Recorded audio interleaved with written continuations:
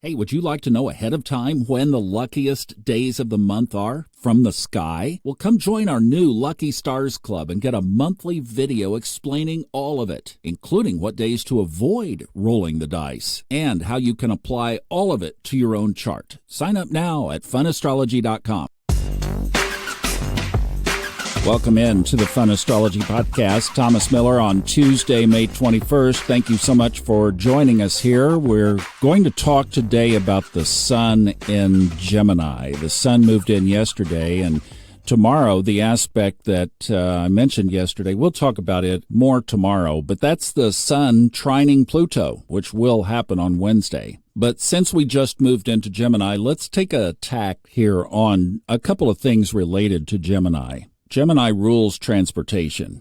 And if you remember last week on Friday, Mercury, which rules Gemini, squared Pluto. Now, tomorrow is a trine. Friday was a square. We had some comments. In fact, we spent quite a bit of time at the beginning of our Sunday night level up this week.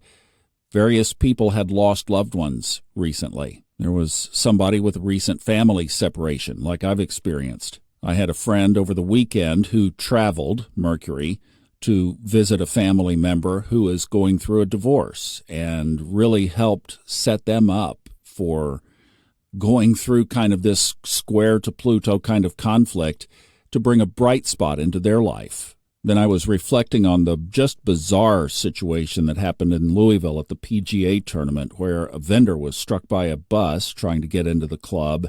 And then the number one golfer in the world was trying to get into the club and ended up arrested and charged with a felony. Complete misunderstanding, miscommunication as well. See, this whole Mercury-Pluto thing was a big deal last week. And then, of course, culminated by the crash of the helicopter carrying the Iranian president. And this is the one I'm reflecting on because Gemini in the United States chart rules the seventh house in the equal house system. This is that aspect that Robert Glasscock 6 years ago did a program on solar arc astrology, that's progressed astrology, but looked at the United States chart and an aspect coming up later this year that we are very much in the big applying, in other words, getting stronger every day. The United States solar arc Saturn will be conjoining the United States natal Mars, which is in Gemini, in the seventh house later this year.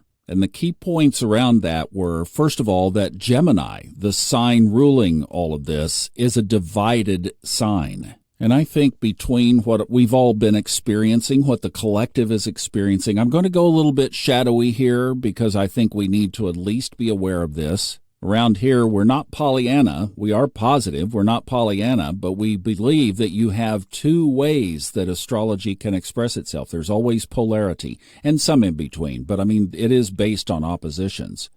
And we usually take the high timeline side, but sometimes we stop and pause and just recognize what the shadow is and what it could be. And I love my Gemini because I am a Gemini rising, so it's a sign that I have a lot of affinity for. But in this context, I think especially with what happened last week, what happened over the weekend with the helicopter crash, with this interpretation from Robert, that we are prudent to at least look at a full 360 perspective of this. So Gemini is in the seventh house of the United States chart. What happens when relationships, which typically the seventh house represents, go south, go bad?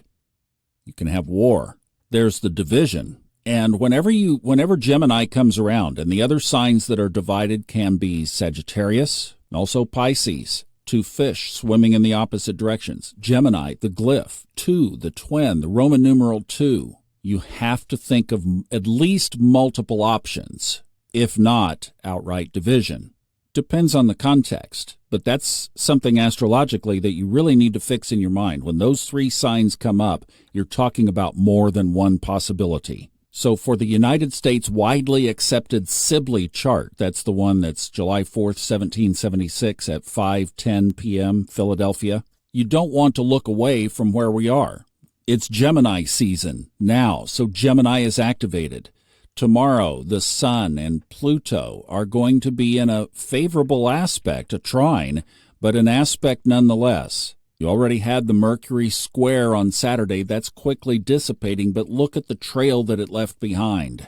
Could this be a trigger of something more escalated in this international Middle Eastern situation that we are in? Look, I'll just paint the astrological picture, but you just heard the ingredients. Mars in the 7th house, the planet of war. So you have to wonder, will the sun transiting over that 7th house now possibly activate that Mars in some kind of way? And what influence does that very powerful aspect of Saturn, solar arc Saturn, sitting there as well? So we don't have to go to fear. We just go to awareness.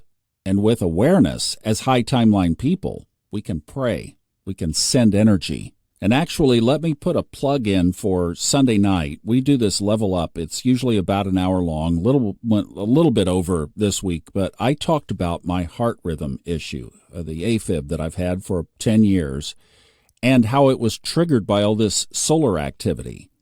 And if you'd like to watch the replay, just go to the Fun Astrology YouTube channel, and it's under the Live tab. But not this past weekend last before. I literally wondered if I was going to make it through, and sure enough, there is a scientific cardiology study that solar EMF, solar flares, solar activity can increase mortality from heart disease, particularly rhythmic issues. So it was a big deal, and I unpacked all of that.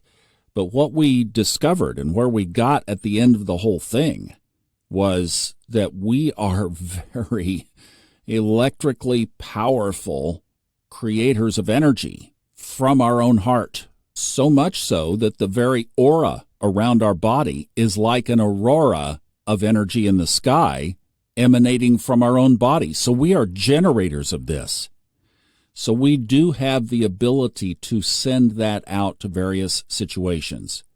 And this is one that I think for the peace of the whole world would be a wonderful thing for us to maybe spend a few minutes contemplating on that, and just from your own heart out to the world, send healing and peace, because we sure need it right now, don't we? And a lot of love. And that's how I'll leave this with you. I love you. Thank you so much for listening. We'll be back tomorrow, and we'll talk about the trine positive side of this aspect. We'll focus there tomorrow. Thanks. Bye-bye.